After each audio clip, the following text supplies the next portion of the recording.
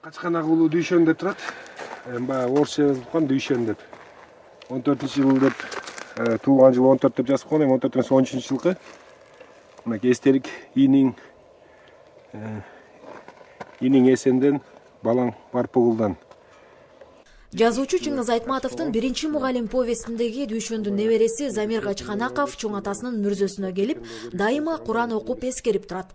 Легендарлуу мугалимдин сөөгү Талас облусунун Кара Бура районундагы Шекер айыл өкмөтүнө караштуу Арчагул айылындагы көрүстөнгө коюлган. Айылды аралап өткөн айтылуу күркүрөө суусу кудум Чыңгыз Айтматов сүрөттөгөндөй азыр деле күркүрөө агып турат. Учитель, а мы так всю зиму ходить будем? Оң жагында Арчагул айылы болуп, мына сол жагында Шекер айылы көрүнүп турат, суу жээгинде. Мен баягы жана биринчи мугалим чыгармасында ошондо экинчи бригададын балдардан жана алтын ай баарын алып, мына ушул күркүрөө суусунан алып өткөн деп жазылган да. Эми бүгүнкү күндө баягы күркүрөөдө өзүнүн аты айткандай, бул баягы суу киргенде адам эмес мал жандыкты өтө албай күркүрөө агат, атылып. Меня зовут Дюшен. Я буду учить ваших детей. Чыгармада билим алууну жакшы таанып биле элек айылдагы жаман кепени өз колу менен оңдоп түзөп мектепке айланткан Дүйшөн жашоодо чын эле колунан баары келген уста болгон экен. Азыр ураганы турган бул 2 бөлмөлүү үйдүн пайдубалын ал өз колу менен түптөп, кышын куюп, ташын да өзү ташыган.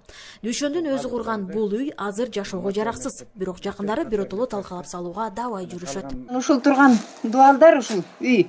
Ошо киши өз колу менен таштарды өзү ташып, дуалын өзү коюп, ушул тамды өзү тургузган экен. Бирок бешенеде ушул экен, бул тамга жашабай калды. Жашабаганы менен мына дуалын тургузуп, үстүн жаап койгон кезде бир катуу кирип жүрүп элде. Ошо осложнение кайтыш болуп кетти. Быйыл пенсияга чыгам, Кудай буйруса. Неберелүү болсом, ушу небере багып эле отурам үйдө деп тилек кылчу эле. Ошо тилегине жетпей калды. Чыгармага каарман болгон Дүйшөн иш жүзүндө өз кесибин сүйгөн, балага билим берүү менен кошо адамдык сапаттарды калыптандырууга өзгөчө көңүл бурган адам болгон экен. Биринчи мугалимдин андай мүнөзү мектепте гана эмес, үй бүлөсүндө да эч ким буза алгыс мыйзамга айланган экен.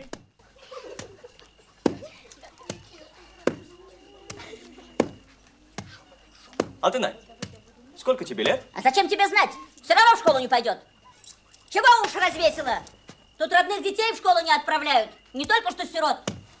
Өзү билим боюнча баягы мен айтпадым, 7 класста бүтүп эле мугалим болуп иштеп кеткен экен. Анан кийинчерээк баягы ал убакта аты институт экен, бирок 2 эле жыл учительский институт деген болгон экен да. Ошону бүтүп келип, анан кийин өмүрүнүн акырына чейин ошол эле билим менен институт бүткөн билим менен иштеп жүрдү да. 2 эле бир тууганыбызда мен анан карындашым ада жогорку билимди ал атасынын жолун жолдоп мугалимдик кесипти аркалады. Мен болсом алдагы болуп ошол айыл чарба институтун бүттүм. Бирок үйдө биз ушу жалгыз бала, жалгыз кызды эркелетчү эмес да бизде. Үйдө тартип катуу болор эле.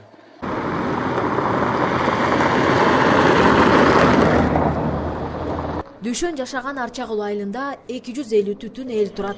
Дүйшөндүн атын алып жүргөн мектепте 300дөй окуучу окуйт. Мектептин окуучуларына даңазалуу жердеши Дүйшөн тууралуу маалыматтар ар дайым өзгөчө ыраат менен айтылып турат. Ушундан уламбы Дүйшөн атындагы мектепти бүткөндөр арасында да, азыр окуп жаткандар арасында да мугалим болгусу келгендер арбын экен. Жакында окууну аяктап, алдыда кесип тандоо милдети турат. Мен Чыңгыз Айтматовдун биринчи мугалим чыгармасын окуганда эле ким болорумду чечип койгом. Бул дагы Дүйшөн атабыздын балдарга кылган эмгеги мага чоң таасир калтырган. Дүйшөндүн азыркы кесиптештери да миллиондогон окурмандарга үлгү болгон агайынын жолун улантып, балдарга татыктуу билим берсек деп тынчсызданышат. Ичинде көрдүңүздөр, мынакей ичинде да бар, анан кийин буруштурат. Анан тиги китепканабызга дагы бурч уюштуруп койгонбуз. Эми биз буйрса келечекте ушуну музей кылып койсок деген ойдобуз. Значит, тетради у нас пока нет.